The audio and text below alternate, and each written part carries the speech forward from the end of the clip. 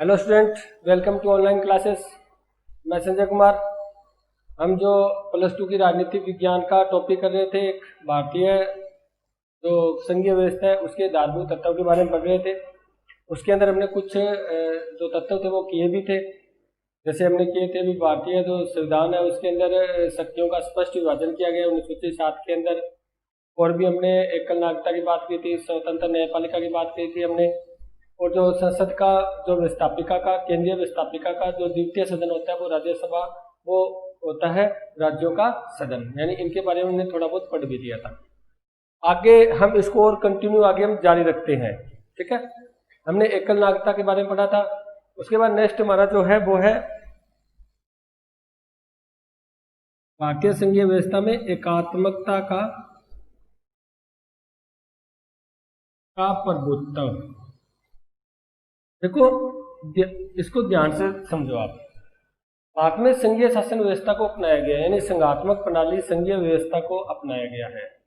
लेकिन इस संघीय व्यवस्था के अंदर होता क्या है, हमने पढ़ा था भी संघीय व्यवस्था में केंद्र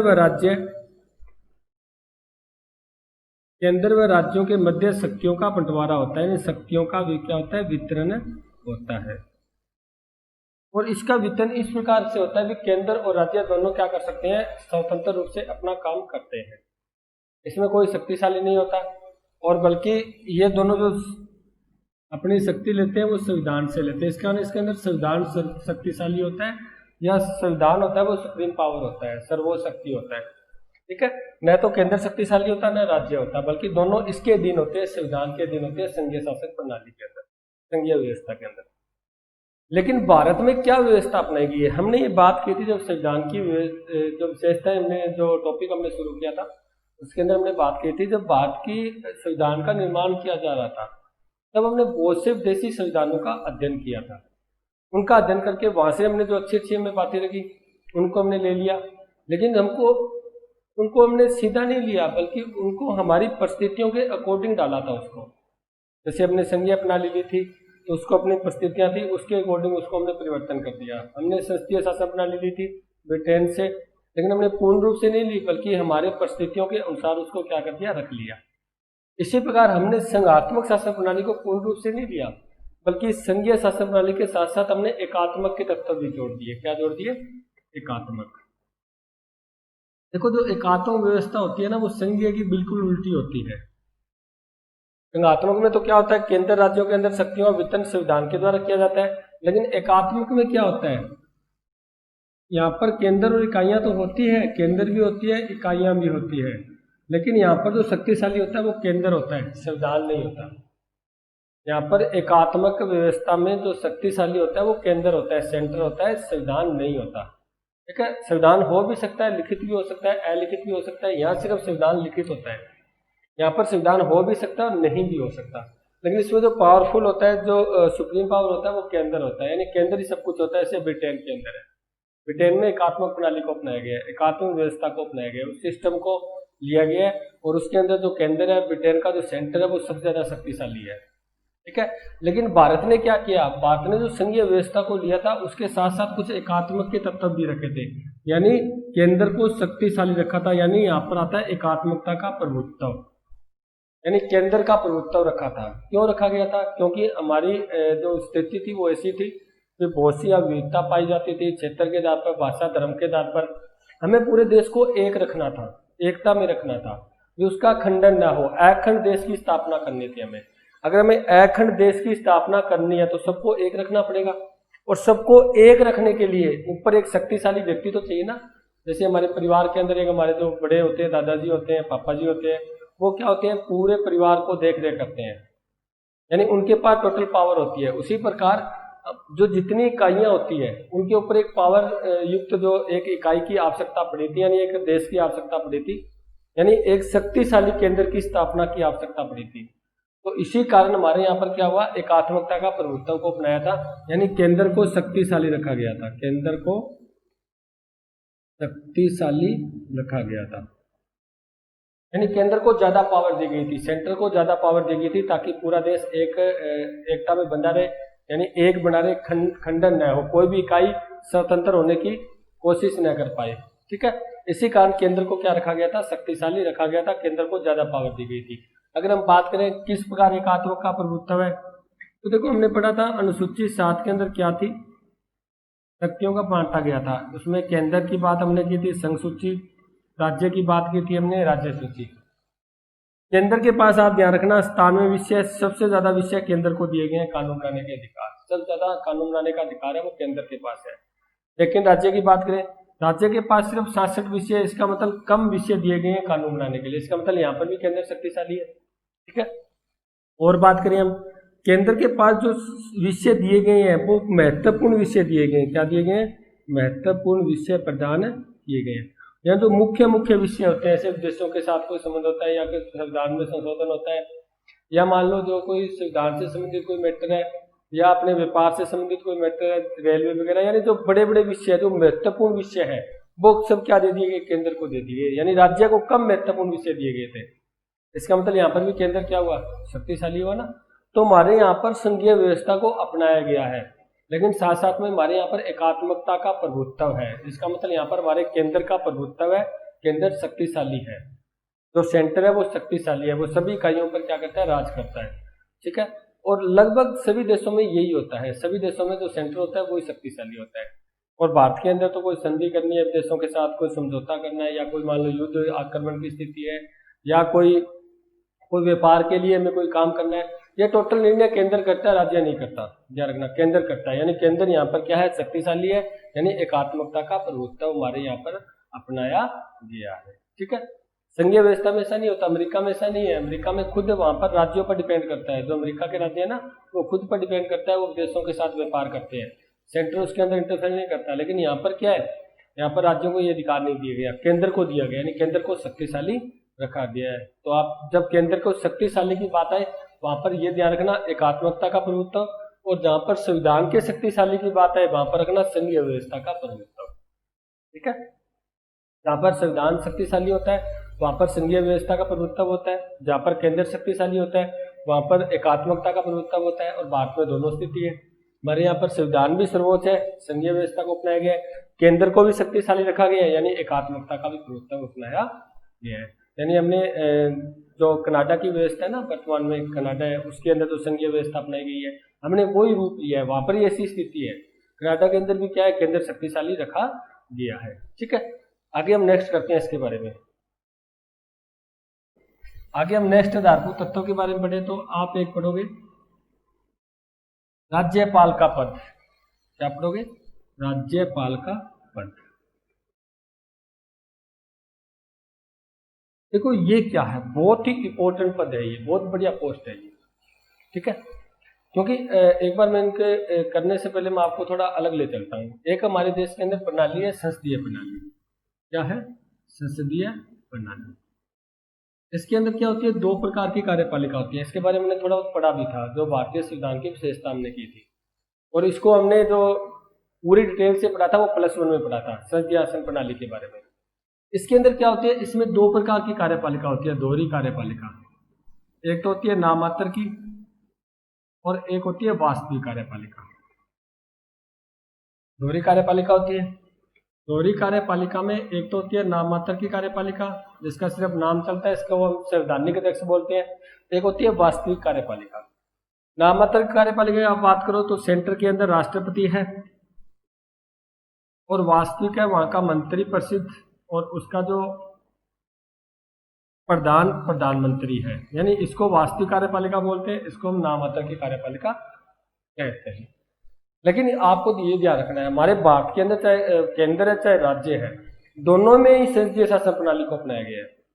हमारे भारत के अंदर केंद्र व राज्य दोनों में संसदीय शासन प्रणाली को अपनाया गया है। इसका मतलब राज्य में बात करें तो राज्य में जो नाममात्र की कार्यपालिका है वो राज्यपाल है, और जो वास्तविक है वो है हमारे राज्य का मंत्री परिषद, और उसका जो प्रधान है सीएम यानी चीफ मिनिस्टर, मुख्यमंत्री।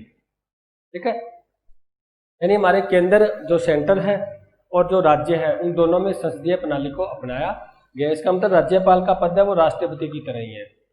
राष्ट्रपति सेंटर में प्रमुख होता है, संवैधानिक प्रमुख होता है, नाममात्र का प्रमुख होता है, और जो राज्यपाल होता है वो राज्यों में प्रमुख होता है, राज्यों का प्रथम नागरिक होता है। देखो राष्ट्रपति तो उस देश का प्रथम नागरिक है, जो राज्यपाल है वो राज्य का प्रथम नागरिक है, राज्य का संवैधानिक अध्यक्ष है, राज्य का नाम मात्र का अध्यक्ष है, वो राज्यपाल है। अब इस राज्यपाल पद की बात करते हैं। देखो एक इससे संबंधित मैं आपको एक छोटा सा फैक्ट बता देता हूँ। जो हमारा केंद्र है और जो राज्य है, इन दोनों के जो मध्य की कड़ी है वो ध्यान रखना राज्यपाल है। केंद्र और राज्य के मध्य की कड़ी कौन है? राज्यपाल है। यानी केंद्र से संबंधित जो भी डिसीजन लिए जाते हैं वो राज्यपाल के द्वारा राज्य को पहुंचाए जाते हैं, और राज्य के द्वारा जो होते हैं वो राज्यपाल के द्वारा केंद्र तक पहुंचाए जाते हैं। इसका मतलब राज्यपाल मध्य की कड़ी है। ठीक है, केंद्र और राज्य के मध्य राज्यपाल रहता है, यानी उसके मध्य की कड़ी होती है। टोटल जो भी सेंटर के द्वारा डिसीजन होते हैं वो राज्यपाल राज्यों तक पहुंचाते हैं, और राज्य के जो होते हैं वो राज्यपाल केंद्र तक पहुंचाते हैं। और राज्यपाल का ध्यान रखना निर्वाचन नहीं होता, ये बात ध्यान रखना। राष्ट्रपति का होता है, राज्यपाल का निर्वाचन नहीं होता, बल्कि यह केंद्र के द्वारा नियुक्त किया जाता है। और नियुक्त करता कौन है? राष्ट्रपति करता है। ये छोटी छोटी बातें आपको ध्यान रखनी है। ठीक है, राज्यपाल एक संवैधानिक अध्यक्ष है, एक तो बात ये याद रखोगे, नाम मात्र की कार्यपालिका है। दूसरी बात, राज्यपाल केंद्र और राज्य के मध्य की कड़ी है। एक राज्यपाल दोनों को जोड़ती है, केंद्र राज्य को जोड़ने की कड़ी है वो राज्यपाल है। तीसरी बात, राज्यपाल का निर्वाचन नहीं होता, क्योंकि राष्ट्रपति का निर्वाचन होता है लेकिन राज्यपाल का निर्वाचन नहीं होता, इलेक्शन नहीं होता इसका, बल्कि क्या होता है? केंद्र के द्वारा नियुक्त किया जाता है। किसके द्वारा किया जाता है? केंद्र के द्वारा। और केंद्र में नियुक्त करता कौन है? राष्ट्रपति करता है। ये भी आपको बात ध्यान रखनी है। यानी राष्ट्रपति अपने हस्ताक्षर सहित उसको क्या कर देता है? राज्य का नियुक्त कर देता है। और राज्यपाल होता है वो एक से ज्यादा राज्यों का भी राज्यपाल हो सकता है। ये 7वें संविधान संशोधन 1956 के द्वारा डिसाइड किया गया था। तो प्रत्येक राज्य के लिए राज्यपाल होगा, लेकिन 7वां संविधान संशोधन हुआ था, उसके तहत ये भी कर दिया गया था भी एक से अधिक राज्यों के लिए भी राज्यपाल एक नियुक्त हो सकता है। ठीक है, तो राज्यपाल का पद इसी कारण, यानी केंद्र के द्वारा नियुक्त होने के कारण सबसे ज्यादा यानी विवादास्पद है। आप कह सकते हो विवाद होता है इसके ऊपर। क्यों? क्योंकि राज्य ये कहते हैं भी केंद्र ने अपना व्यक्ति बिठा दिया हमारे राज्य में लाके। ठीक है, और देखो राज्य में काम करता है लेकिन व्यक्ति किसका है? केंद्र का है। तो केंद्र अपने मनमर्जी के व्यक्ति को वहां बिठाता है लाके, और बिठाने के बाद वो राज्यों में क्या रखता है? निगरानी रखता है। राज्यों पर क्या रखता है? निगरानी रखता है, और मनमर्जी चलाता है वहां पर। ये बात कहते हैं राज्य, जो यहाँ की इकाइयां हैं वो कहते हैं भी राज्यपाल का पद है वो एक विवादास्पद पद है, क्योंकि वो केंद्र के द्वारा नियुक्त होता है, उसका इलेक्शन नहीं होता। ठीक है, तो ये है राज्यपाल का पद जो हमारे यहाँ संविधान में क्या किया गया? अपनाया गया है, जो केंद्र के द्वारा नियुक्त होता है। किसके द्वारा नियुक्त होता है? केंद्र के द्वारा नियुक्त होता है। यानी वहाँ के जो राष्ट्रपति होते हैं हमारे केंद्र के, वो राज्यपाल को क्या करते हैं? उन राज्यों में नियुक्त करते हैं। और केंद्र के व्यक्ति होने के कारण ही ये सबसे ज्यादा विवादास्पद पद है। ये जो पद है वो सबसे ज्यादा विवाद होता है इसके ऊपर। केंद्र इसकी बहुत आलोचना करता है, जो राज्य आलोचना करता है, क्योंकि राज्य कहता है ये मनमर्जी चलाता है अपनी, और केंद्र कहता है वैसे काम करता है। मान लेते हैं कई बार क्या होता है, जैसे राजस्थान में कांग्रेस की सरकार है, केंद्र में बीजेपी की है, तो इस स्थिति में बीजेपी ने अपना व्यक्ति बिठा रखा है राज्य में, और वो यहाँ के मुख्यमंत्री उनको वो काम करने नहीं देता है। ये बात राज्य के यहाँ के जो मुख्यमंत्री है, जो यहाँ के जो सरकार है, वो बात कहती है, ये आलोचना करती है। फिर वो क्या करता है? इसके अंदर हर कार्य के अंदर किसी न किसी प्रकार से रुकावट डालता है। तो इस प्रकार से क्या एक विवाद का पद बना हुआ है। लेकिन भारतीय संविधान में इस पद को अपनाया गया है, और तरीका अपनाया गया है वो ये अपनाया गया, इसका निर्वाचन नहीं होता, बल्कि ये केंद्र के द्वारा नियुक्त होता है। राष्ट्रपति इसको क्या करता है? अपने हस्ताक्षर सहित नियुक्त करता है। उसके बाद अगर हम नेक्स्ट बात करें इसके, ये आपके हो गए भारतीय संघीय व्यवस्था के आधारभूत तत्व। जो हमारे यहाँ तत्व पाए जाते थे वो मैंने आपको बता दिए। तो कौन कौन से तत्व पाए जाते हैं संघीय व्यवस्था में? हमने पढ़ा था जी, इसके अंदर जो केंद्रीयों का शक्तियों का विभाजन होता है, स्पष्ट रूप से विभाजन होता है। हमने पढ़ा था संविधान सर्वोच्च है, हमने पढ़ा था एकल नागरिकता होती है, हमने पढ़ा था संसद का द्वितीय सदन, केंद्रीय व्यवस्थापिका जो द्वितीय सदन राज्यसभा होती है वो राज्यों का सदन होता है। हमने पढ़ा राज्यपाल का पद, हमने पढ़ा यहाँ एकात्मकता का प्रभुत्व। यानी ये चीज हमने पढ़ी जो हमारे भारतीय संविधान में उल्लेखित है, यानी भारतीय संविधान में लिखी गई है। आगे जो हमारा नेक्स्ट टॉपिक आता है वो आता है,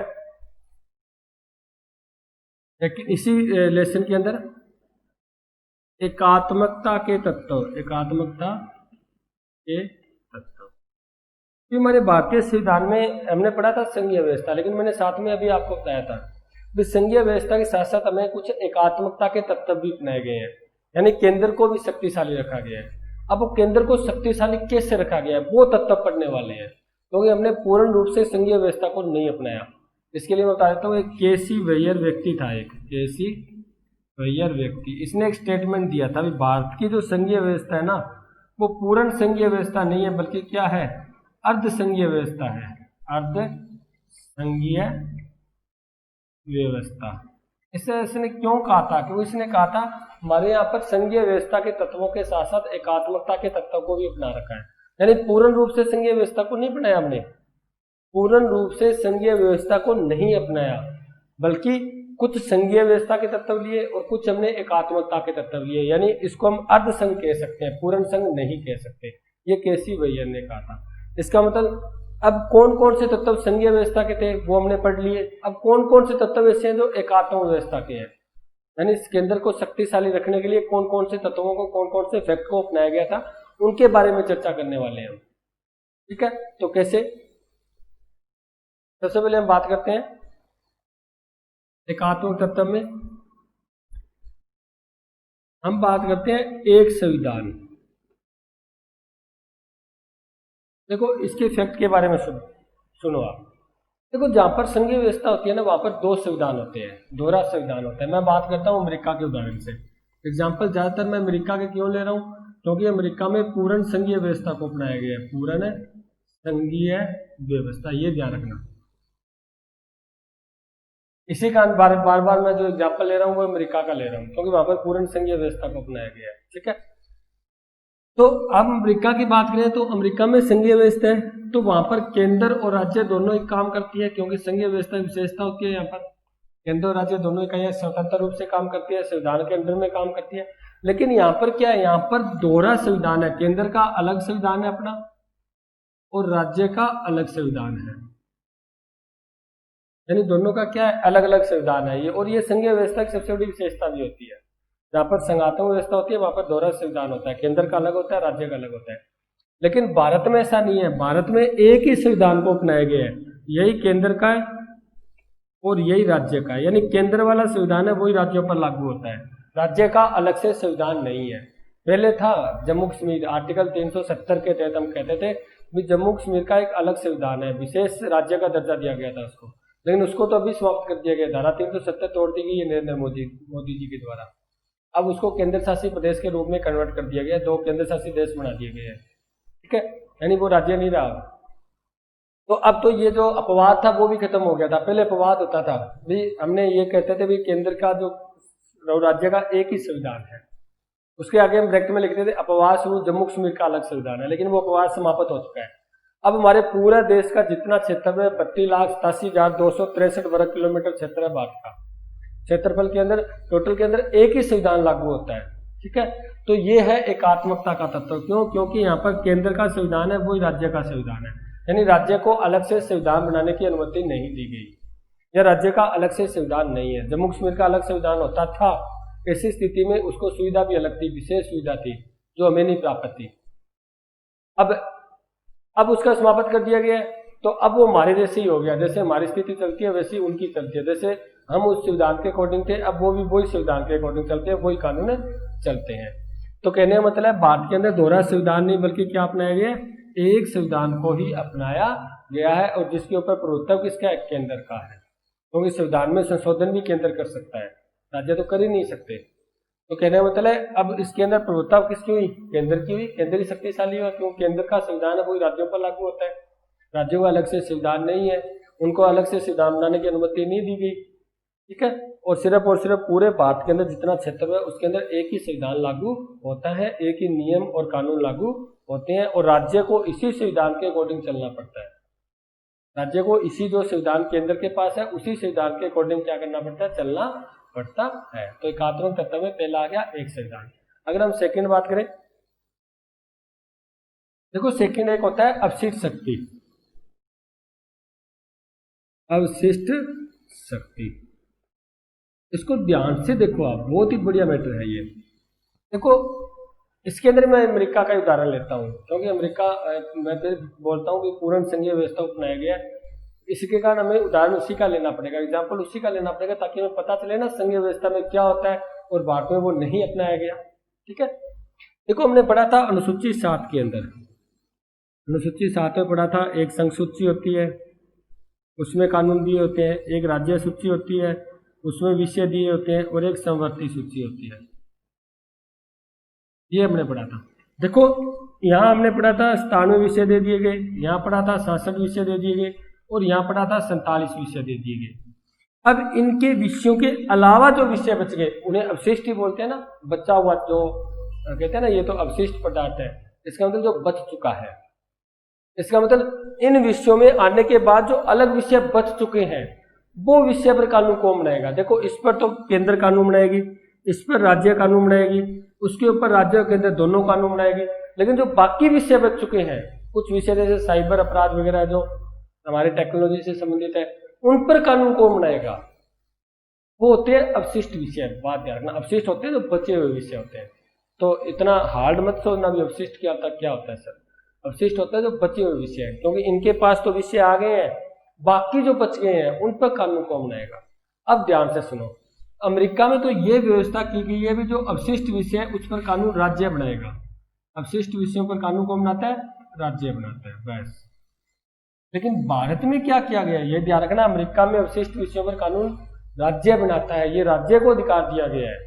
लेकिन भारत में अवशिष्ट विषयों पर अधिकार किसका है, केंद्र का है। ध्यान रखना किसको दिया है, क्योंकि केंद्र, देखो हम पढ़ क्या रहे हैं, एकात्मकता पढ़ रहे हैं, और एकात्मकता मैंने तभी कहा था आपको, और अब और बता रहा हूं, जब भी एकात्मकता आपके दिमाग में बात आए या कोई आपसे पूछे तो आपको ये बात उसके साथ जोड़नी है जिसमें अपने केंद्र को शक्तिशाली रखना है। ठीक है, जब भी एकात्मकता की कोई बात पूछे या कोई शब्द आए तो उसके अंदर आपके दिमाग में ये चलना चाहिए भी एकात्मकता आ गया, इसका मतलब केंद्र को शक्तिशाली दिखाना है हमें।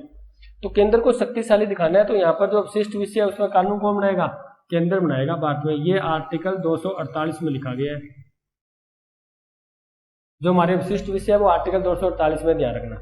जो ये शक्तियों का बंटवारा किया गया है वो तो किया गया आर्टिकल 246 के तहत, और जो विषय बच चुके हैं, जो अवशिष्ट विषय है, उनको किस में रखा गया, आर्टिकल 248 में। और इसमें जो कानून विषय है उसमें कानून कौन बनाएगा, केंद्र। दूसरी बात है ना, अब समझ गए होंगे अवशिष्ट विषय क्या होते हैं। अवशिष्ट विषय वो होते हैं जो तीनों सूचियों में नहीं आते, जो बचे हुए विषय होते हैं, उन पर कानून कौन बनाएगा। अमेरिका में तो उन पर कानून बनाने का अधिकार है वो राज्य को दिया गया, यानी राज्य उस पर कानून बनाता है। लेकिन भारत में जो अवशिष्ट विषय है आर्टिकल 248 में, उस पर जो कानून बनाने का अधिकार दिया गया वो केंद्र को दिया गया, राज्य को नहीं दिया गया। और वास्तव में जहाँ पर पूर्ण संघीय व्यवस्था होती है ना, वहाँ पर अवशिष्ट विषय का राज्यों का ही अधिकार होता है। लेकिन भारत में तो पूर्ण संघीय व्यवस्था को अपनाया ही नहीं गया, भारत में तो एकात्मकता का भी तत्व रखे गए। इसी कारण अवशिष्ट विषयों को किसको दे दिया गया, केंद्र को दे दिया गया। बात समझ गए, ठीक है। उसके बाद नेक्स्ट बढ़ते हैं।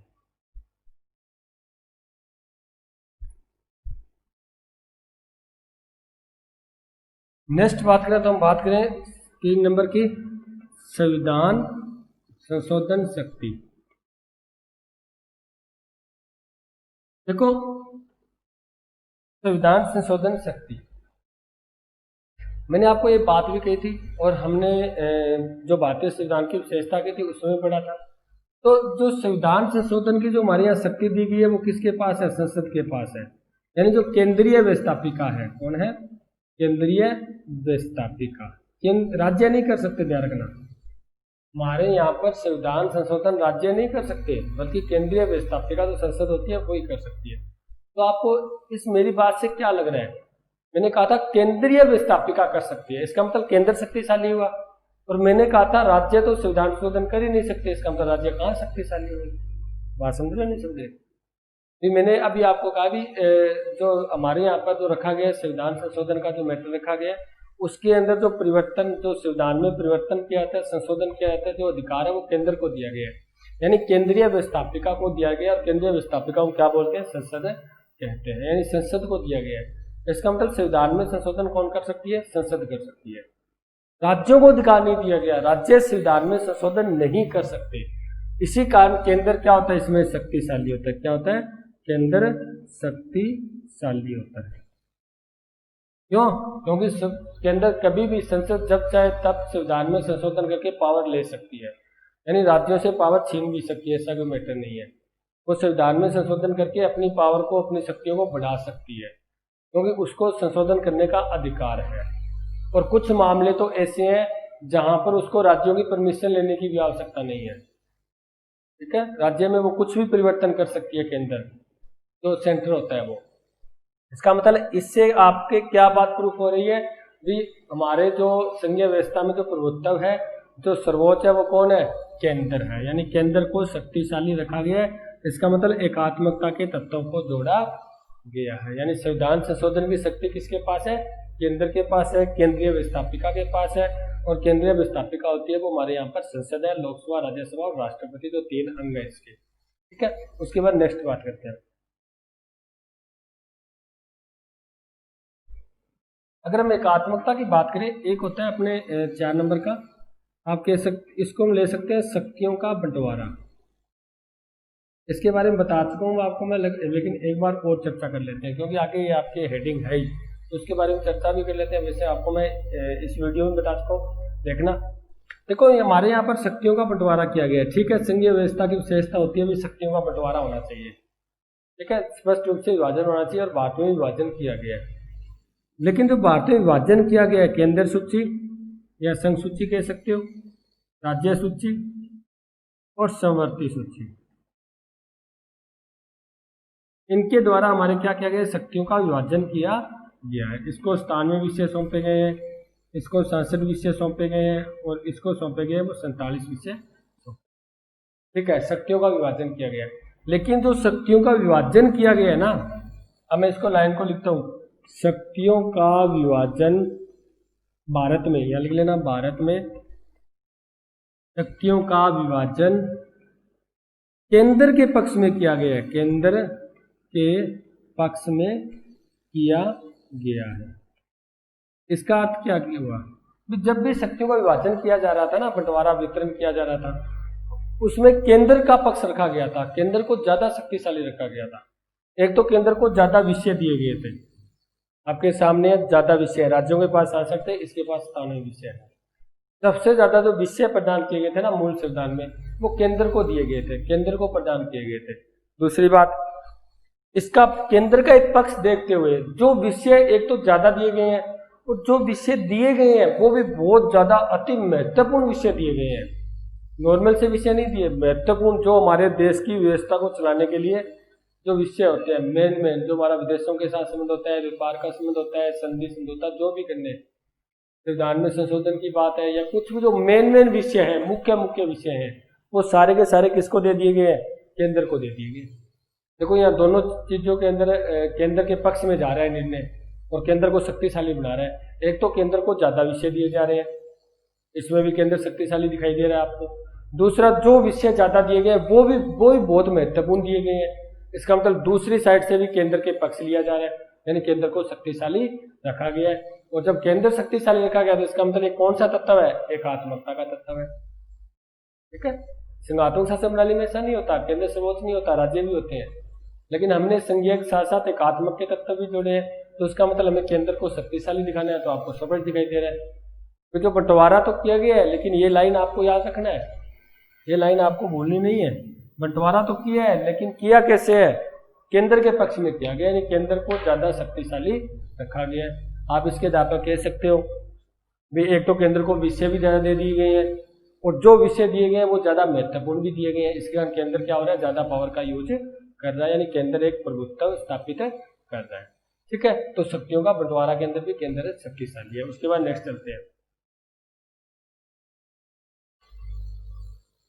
आगे। एकात्मकता के तत्वों की बात करें हम, इसके अंदर हम बात कर सकते हैं नेक्स्ट जो है आपातकालीन जो उपबंध है। देखो, हमने ये आपातकालीन उपबंध पढ़े हुए थी भारतीय संविधान की विशेषता में। इसके अंदर 3 आर्टिकल पढ़े थे, अगर आपको याद हो तो 352, आर्टिकल 356 और आर्टिकल 360। ये हमने भारतीय संविधान की विशेषता में पढ़ा था, पहला लेसन तो हमारा था। ठीक है, इसके अंदर पढ़ा था भी 3 स्थितियों के कारण, युद्ध के कारण, बाहरी आक्रमण के कारण, और एक पढ़ा था आंतरिक अशांति के कारण। 352 का यूज करता है। 356 राज्यों में संवैधानिक तंत्र की विफलता के कारण लगता है। 360 जो वित्तीय आपातकाल, यानी वित्त से संबंधित अगर हमारी कोई स्थिति ऐसी नाजुक हो जाए, या आप कह सकते हैं यहाँ पर जो अर्थव्यवस्था है वो खत्म होने की स्थिति में आ जाए, तो ऐसी स्थिति में 360 का यूज कर सकता है। लेकिन हमें यहाँ बताना क्या है, हमें ये बताना है भी जो आपातकालीन उपबंध है उसका अधिकार किसका है, केंद्र का अधिकार है। यानी आपातकाल कौन लगा सकता है, केंद्र। इन तीनों स्थितियों में राष्ट्रपति घोषणा करता है। कौन करता है, आपातकाल की घोषणा कौन करता है, राष्ट्रपति, यानी सेंटर करता है, केंद्र करता है। तो दोनों तीनों स्थितियों में क्या है, कौन शक्तिशाली है, केंद्र, यानी राज्य नहीं कर सकता। आपातकाल की घोषणा राज्य नहीं कर सकता, सिर्फ और सिर्फ केंद्र कर सकता है। देखो मैंने आपको एक बात कही थी, जब भी आप एकात्मक की बात करो इसका मतलब आपको दिमाग में ये बात होना चाहिए केंद्र को शक्तिशाली दिखाना है। तो देखो ये पॉइंट मैं कोई याद थोड़ी करके आया हूँ, न मेरा कोई रट्टा मारा हुआ, क्योंकि मेरे दिमाग में ये बात है कि मेरे को केंद्र को शक्तिशाली दिखाना है।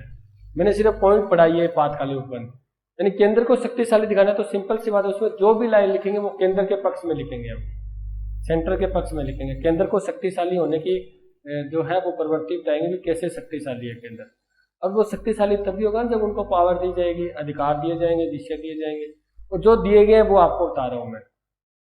तो आपातकालीन उपबंध का जो अधिकार है वो किसका है, केंद्र का है, सेंटर का है। यहाँ पर भी केंद्र क्या है, शक्तिशाली है। और केंद्र जब चाहे 356 का यूज करके, यानी राज्यों में संवैधानिक तंत्र की विफलता, संवैधानिक तंत्र की विफलता की बात कर, क्योंकि ये बात कौन कहता है, ये बात राज्यपाल कहता है। केंद्र को कौन कहता है, राज्यपाल कहता है। यहाँ पर जो सरकार है वो संविधान के अनुसार सरकार नहीं चलाई जा रही, यानी संविधान के अनुसार सरकार नहीं चला पाती, यानी संवैधानिक तंत्र विफल हो चुका है।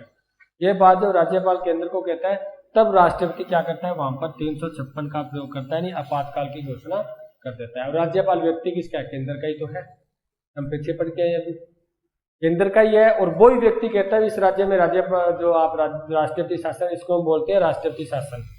क्या बोलते हैं, इसका लोकप्रिय नाम है राष्ट्रपति शासन। क्योंकि एक बार ये RS में क्वेश्चन आया था, 356 का जो आपातकाल है उसके अंदर जो उसका लोकप्रिय नाम क्या है, लोकप्रिय नाम इसका राष्ट्रपति शासन। इसका मतलब राष्ट्रपति इसकी घोषणा कर देता है। तो राष्ट्रपति व्यक्ति किसका है, केंद्र का ही तो है, क्योंकि वो तो नाम मात्र का है, उसको परामर्श देने वाला तो प्रधानमंत्री और वहां की मंत्रिपरिषद है, वहां की सरकार है। तो कहने का मतलब है 352 हो चाहे 356 हो चाहे 360 हो, तीनों स्थितियों में केंद्र क्या रखता है, अपनी प्रभुत्ता रखता है, प्रभुत्व यानी प्रभुत्व रखता है। तो ये एकात्मक का लक्षण हुआ या नहीं हुआ, एकात्मक का लक्षण हुआ, क्योंकि यहाँ पर हम केंद्र को शक्तिशाली दिखा रहे हैं। ठीक है, आपातकालीन उपबंध। उसके बाद नेक्स्ट हम बात करें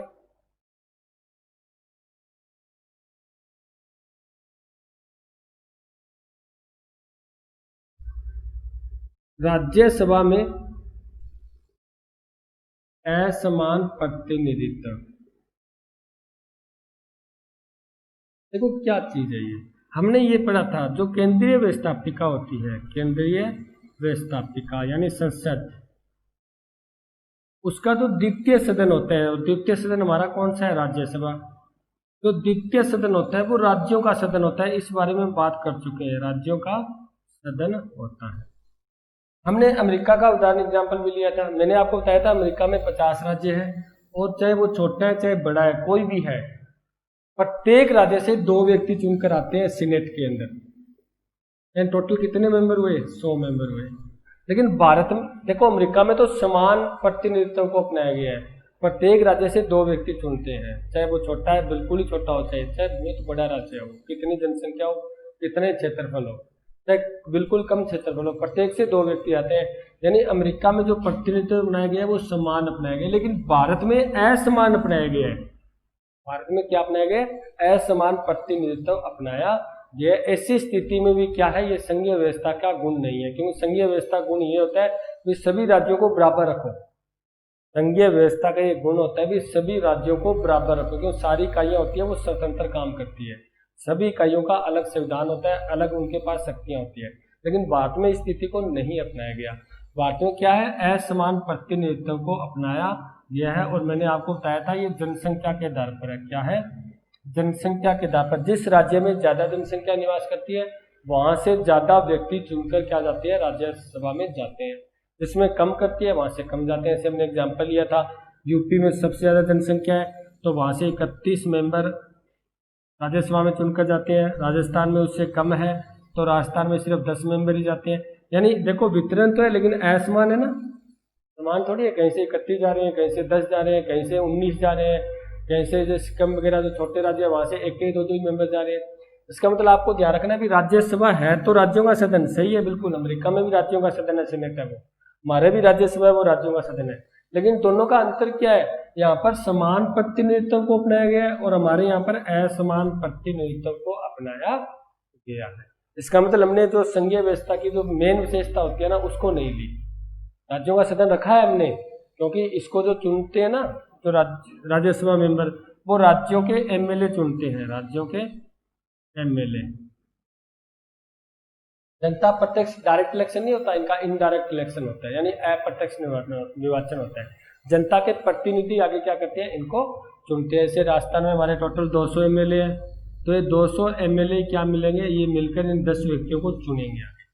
ठीक है, एकल संक्रमणीय मत पद्धति को अपनाया गया है। एकल संक्रमणीय मत पद्धति क्या है, इसको हम जैसे हम राष्ट्रपति वाला एक चैप्टर आएगा आपकी कार्यपालिका में राष्ट्रपति उपराष्ट्रपति पढ़ोगे आप, तो जब राष्ट्रपति का चैप्टर आएगा उसके अंदर आपको एकल संघीय मत पद्धति को कंप्लीट रूप से बताया जाएगा ये क्या होता है। ठीक है, यहाँ पर तो आपको ये ध्यान रखना है कि जो राज्यसभा में असमान प्रतिनिधित्व अपनाया गया भारत में, इसका मतलब होना तो समान प्रतिनिधित्व चाहिए लेकिन भारत में असमान प्रतिनिधित्व को अपनाया गया है।